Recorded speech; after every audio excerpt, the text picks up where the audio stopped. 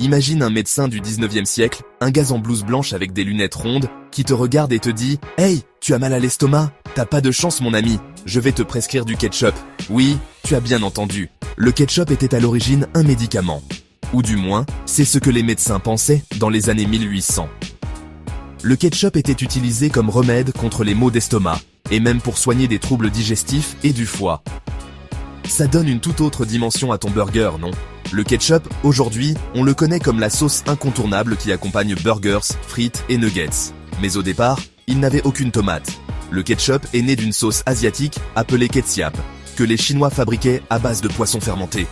Ouais, tu t'imagines tremper tes frites dans du poisson fermenté? C'est une version un peu dégoûtante du ketchup moderne, non? Les marins européens, pas franchement du genre à se laisser abattre par des sauces bizarres, ont rapporté cette recette en Europe. Là, chacun s'est mis à bricoler sa propre version, avec des champignons, des noix, des fruits, des épices. Bref, un joyeux bazar culinaire. Mais c'est aux États-Unis, au début du 19e siècle, qu'un certain docteur John Cook Bennett a eu une idée révolutionnaire, ajouter de la tomate. Et voilà, c'est le début du ketchup que l'on connaît aujourd'hui. Mais ce n'était pas juste pour le goût. Non, non. Les tomates étaient un super aliment, une source de vitamines que le bon docteur Bennett pensait utile pour traiter les maux de ventre. Il a même fait des pilules de ketchup qu'il a vendues dans des pharmacies. Ça te paraît un peu dingue, non? Une petite dose de ketchup pour aller mieux, chaque matin.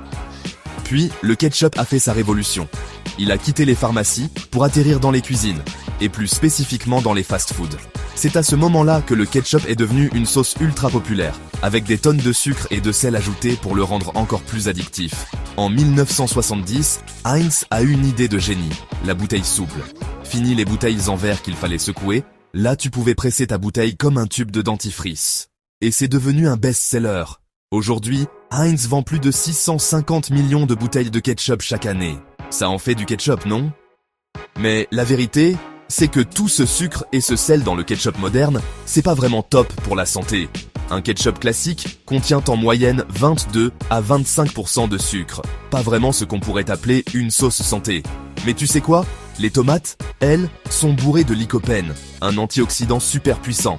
C'est pourquoi il est toujours plus sympa de choisir un ketchup bio, fait maison, ou avec le moins de conservateurs possible. Mais soyons honnêtes, tout le monde sait qu'un bon vieux ketchup Heinz, ça reste irrésistible. En parlant de ketchup, tu savais que ce petit flacon rouge est devenu bien plus qu'une simple sauce? Il a eu une influence culturelle énorme. Quand tu penses au ketchup, tu penses à l'Amérique des années 50 avec ses drive-in et ses burgers. Le ketchup est un symbole des États-Unis, comme la voiture ou les films hollywoodiens. Il incarne cette idée de fast-food, de repas rapides, de société de consommation. En fait, il est tellement populaire qu'il fait même partie de la pop culture. Tu te souviens de la scène dans Pulp Fiction avec Vincent et Jules qui parlent de ketchup? Ce moment est devenu culte et montre bien à quel point cette sauce est intégrée dans notre quotidien. Aujourd'hui, le ketchup est un héros discret. Dans les séries, les films, les pubs, il est toujours là. En 2017, même l'artiste Andy Warhol, avec sa célèbre toile du cou de ketchup, a montré à quel point le ketchup fait partie de notre imaginaire collectif. C'est comme un super-héros, sans costume, invisible mais omniprésent.